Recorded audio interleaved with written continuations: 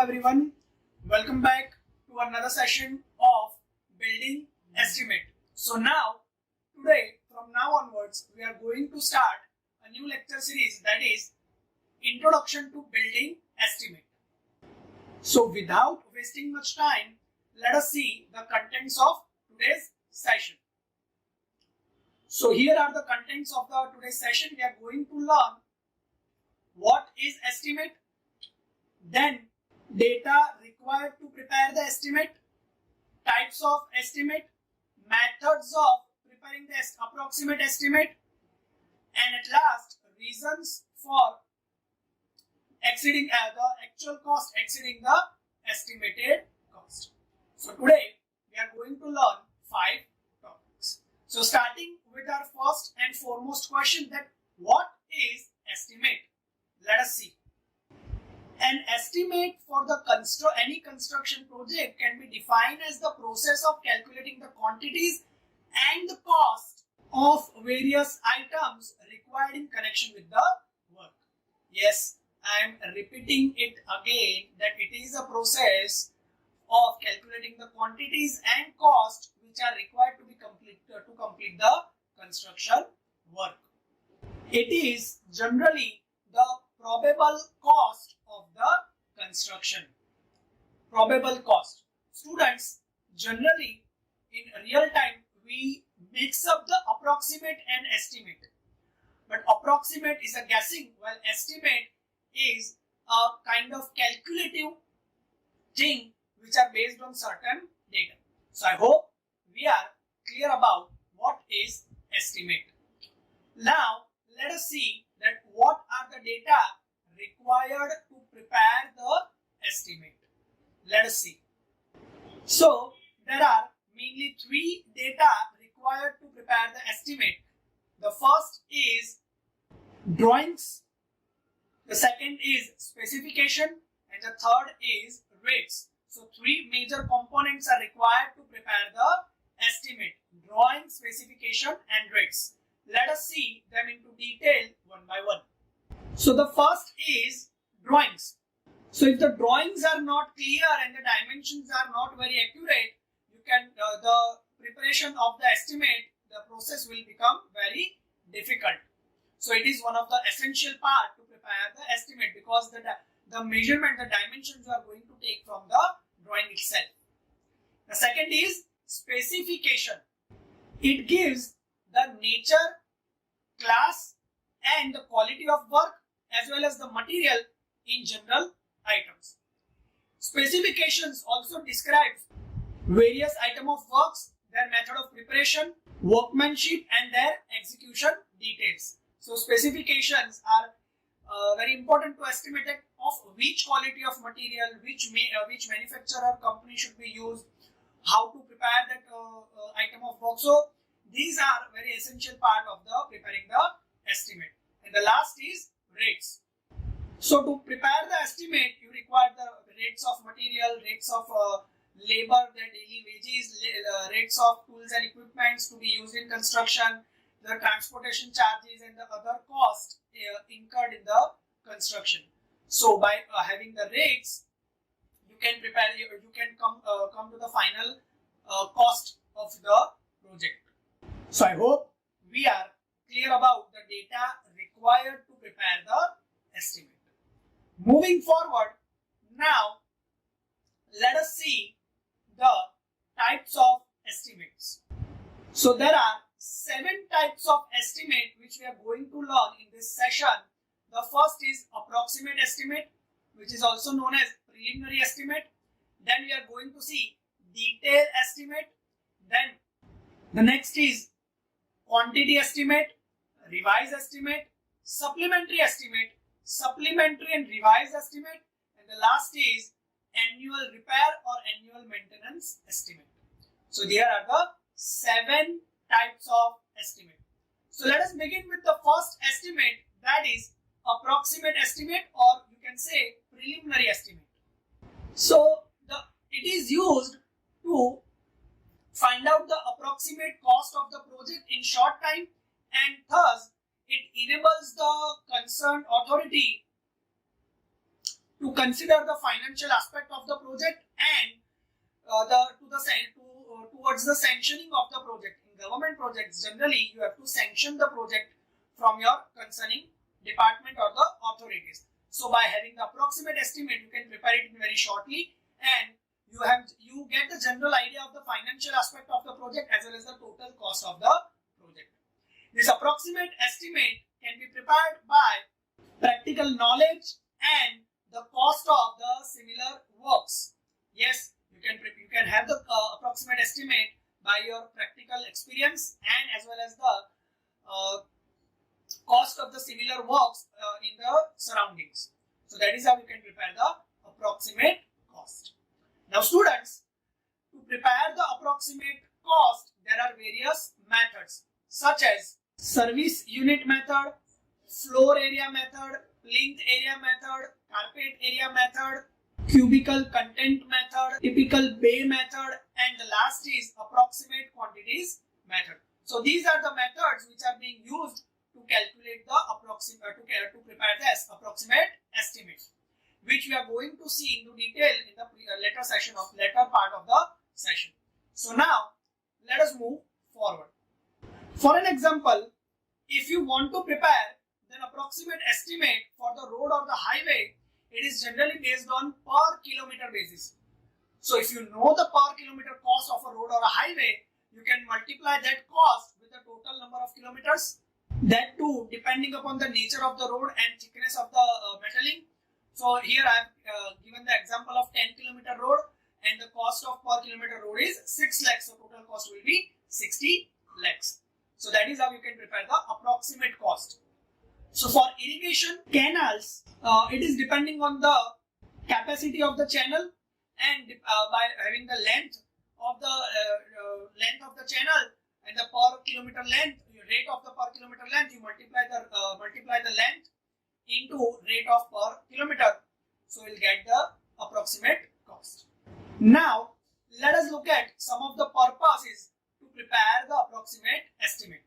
So here are the purposes of the to prepare the approximate estimate, and the first is preliminary study of the project, administrative approval of the project, to investigate the feasibility, to get the loan from the bank. Students, feasibility means it is possible or not. For an example, if I am plotting a scheme near my university, then I have to do feasibility, that I am investing that much of amount, it is feasible or not, it will work out or not. So to get feasibility study, to get the loan from the bank for the insurance purpose, for the taxation purpose, and to decide the rent of the building. So these are the purposes of preparing the approximate estimate. Now let us move forward to our second estimate, that is detailed estimate.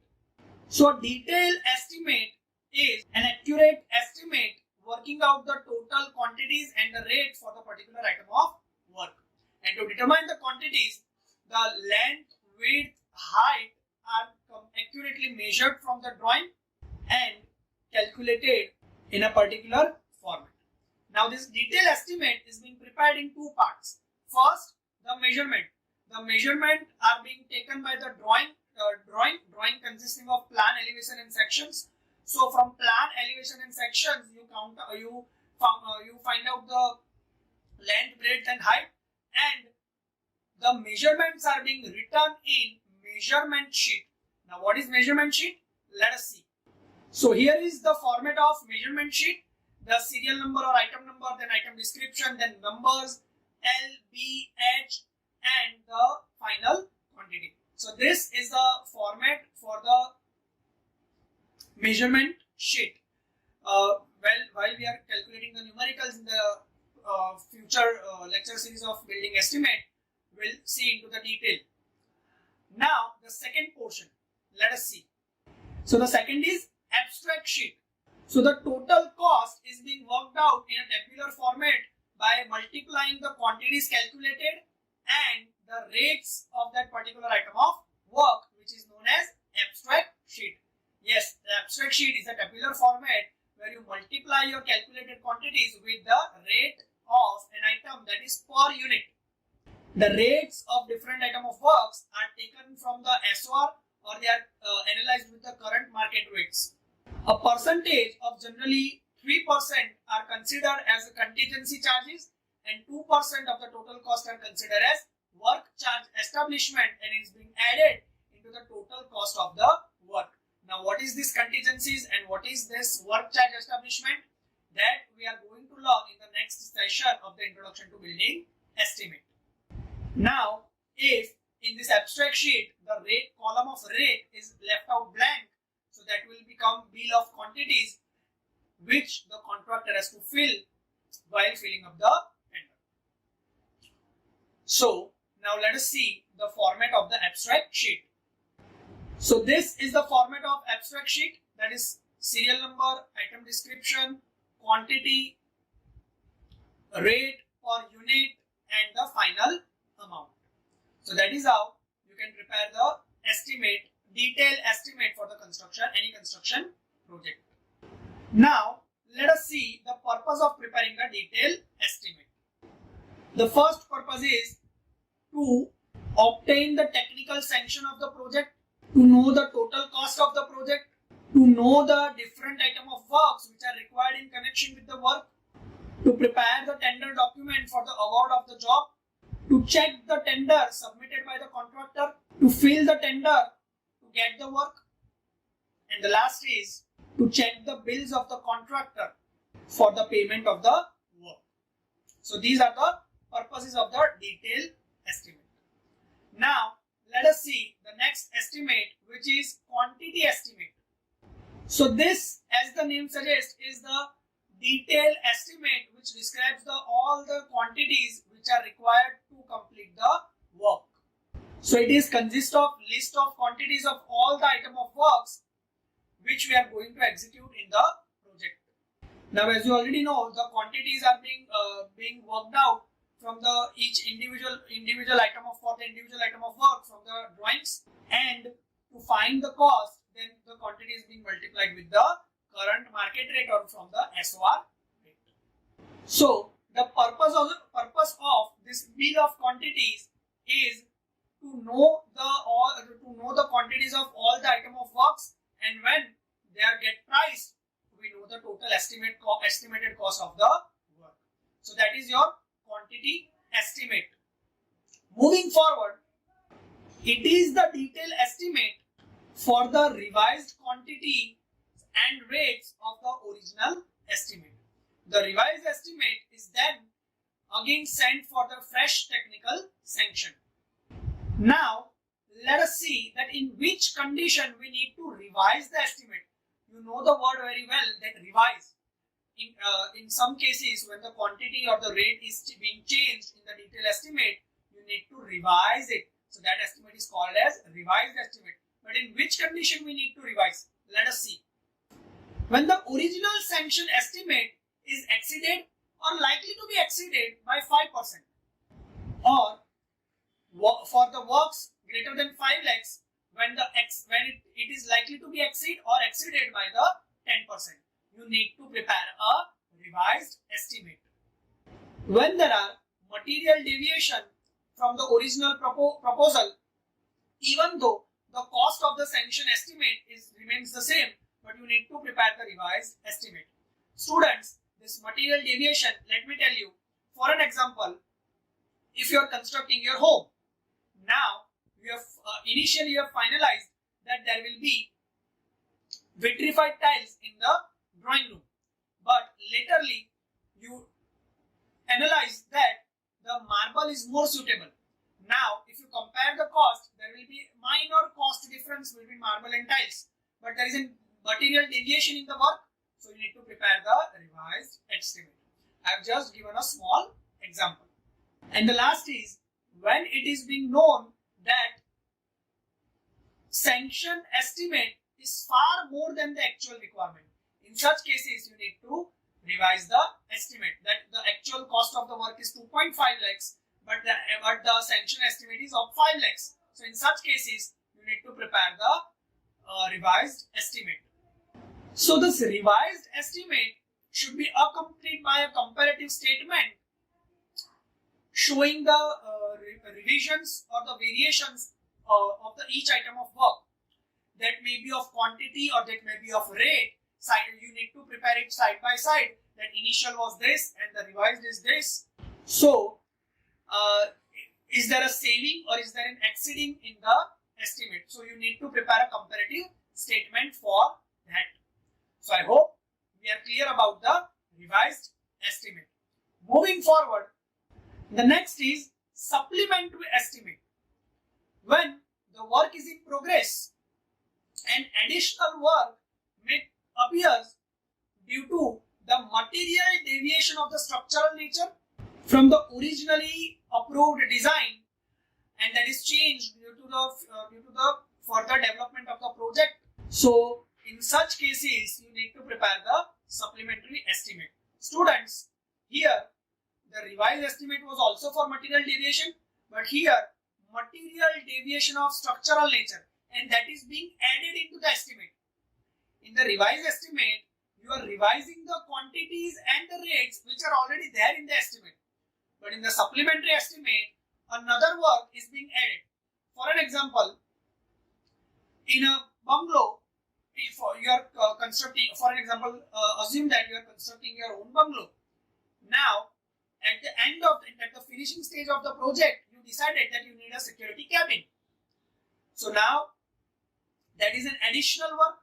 So that for that kind of works which are not initially into the estimate, now you are adding up. So that for that you need to prepare the supplementary estimate. So I hope we are clear up to this point. Moving forward, the next is supplementary and revised estimate. When the work is partially abundant and the estimated cost of the remaining work is the less than 95%, or when there are material deviation and changes in design which may cause the substantial savings in the estimate, the current estimate should be revised by the competent authority, and this kind of estimate is being known as supplementary and revised. Now this estimate is being, when prepared, is sent for the fresh technical sanction. So that is what supplementary and revised estimate is. Now let us see the last estimate, which is annual repair and or annual maintenance estimate. Let us see. It is the detailed estimate prepared to maintain the structure or work in proper order in safe condition. The annual repair contracts, annual repair estimates are for the painting of the building, whitewashing of the building, color work of the building, and etc. For road works, the patches work, renewals, repair for bridges, etc. For this annual repair estimates are being prepared. So I hope we are clear about the types of estimate. Another thing, that if you are asked that what are the types of detailed estimate, then other than the approximate estimate, all the other estimate which you have just learned can be stated as the type of detailed estimate. Now, let us see the methods for preparing the approximate estimate. So there are generally 10 methods to prepare the approximate estimate. The first is service unit method. The next is plinth area method. Then carpet area method, floor area method, percentage based method, cubical content method, typical bay method, then empirical formulas or empirical equation by CBRI, then approximate quantities method, and the last is cost comparison method. So there are 10 methods. Let us see each of them into detail. The first method is service unit method. Students, here the service unit is the most important unit in the structure. For an example, if we are talking about a school, what is the service unit of the school? Number of classrooms. If we are talking about the hospital, number of beds. If we are talking about the residential home, number of rooms. So this is known as service unit, the important component of the structure. Now, the rate of this service unit is being decided from the similar structure in the area. So you know the total number of service unit into the rate of the one service unit, so you get the total cost, that is the approximate cost by service unit method. So I hope we are clear about it. Moving forward, the next is plinth area method.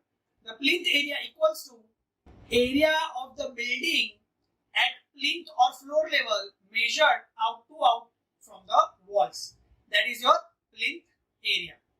While calculating the plinth area method, no deduction shall be made for lift shaft, garbage chute, electric duct, ducts for sanitary, etc. until and unless they are more than 2 meters square in area. The projections at the plinth level are being excluded. So this is what you have to remember while calculating the plinth area. If the lift shaft, garbage chute, electric duct are less than 2 meters square, no deduction should be made. If greater than, then you can deduct them. In this method, the cost of 1 meter square area is calculated from the similar construction works in the nearby area. Now you have the cost of 1 meter square, we have the total plinth area, so we can multiply and get the approximate cost by the plinth area method. Moving forward, so as we have just discussed that as per IS 3861 1966, the following areas are to be included while calculating the plinth area, and that is area of walls at floor level, the lift shaft, garbage chute, electric duct less than 2 meters square, the area of Barsati to be included, and porches of non-cantilever type. This all the areas should be included. And the areas which you cannot include, that is unclosed balconies, area of architectural banks and cornices, domes, towers projecting above the terrace level. So these are the things which you have to exclude. Moving forward, the next is floor area method. Now the formula for the floor area is plinth area minus area of walls. Now in the calculation of the area of the wall, the thickness of the wall, that thickness should be inclusive of all the finishes. The following shall be included in the wall area: door and other openings in the wall, built-in cupboards, almirah, etc., which are appearing at a height of 2.2 meter from the floor, and intermediate columns. Now you know the formula that once you have the per meter square area of the floor into total floor area, you can get the cost. Moving forward, the next is carpet area method. The carpet area is the floor area minus the following as per the IS 3861. So from the floor area, you need to deduct veranda, corridor, passage, entrance hall, staircase, bathroom and WC, kitchen, pantry, storeroom, machine room for lift, and the shaft for sanitary pipes. These all should be excluded from the floor area. Now you know the formula that total carpet area into 1 meter square of the carpet area, the 1 meter square rate of the carpet area. So I hope we are clear up to this point. Moving forward, the next is cubical content method. It is widely used in the multi-storied building and it is more accurate than the other method. In this method, you need to find out the cubical content of the building, which is being calculated from length, width and the height of the building. And now that cubical content volume is being multiplied with the local rate. So once you have the cubical content of your own building into rate per unit volume, you have to multiply them to get the cost of from the cubical content method. So very simple, very easy. Let us see the next. So the next is percentage method. Now in this percentage method, the different components of the building such as electrical, plumbing. So these components are being estimated on the basis of the total cost of the percentage. That 5% of this, 10% of electrical, 5% of plumbing and etc. Then the next is typical bay. If your construction project is having typical similar rooms, so you just calculate for the one room or one component and then number of and multiply with the cost with the number of similar items. So that is typical bay. I hope these are the very easy forms. So we are quickly moving forward. Now let us see the reasons of the actual cost exceeding the estimated cost. Why the actual costs are always greater than the estimated cost? Let us see few of the reasons. So the first reason is proper care is not taken while preparing the estimate. Then there is a change of or increasing the rate of material and labor after the preparation of the estimate. Then there is a mistake in the preparing the estimate, or there is some missing items in the while preparing the estimate. Then there is a change in design after the preparation of the initial estimate. And the last is increase in the depth of foundation during the excavation. So these are the very basic reasons by which the actual cost is always greater than the estimated cost. You can write by your own, but there are various of reasons, but these are the very common and easy points. So I hope we are clear about it. So this is it. That was all about in today's session. In case of any query or doubt, you can always contact me at my mail or my number. Thank you.